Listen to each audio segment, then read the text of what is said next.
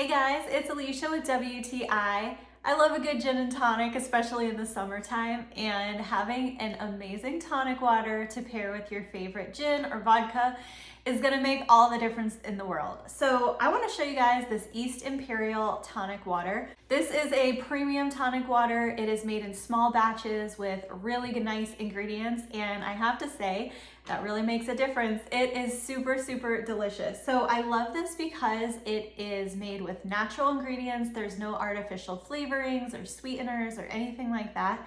And the ingredients are really flavorful, and there's a lot of beautiful botanicals in it. So I love that it has a lemongrass and lime note to it, along with the quinine. So you get this really nice balance of a little bit sour, a little bit bitter, and a little bit sweet, and it's just perfect. So I have been enjoying it in a gin and tonic, and it is just absolutely delicious.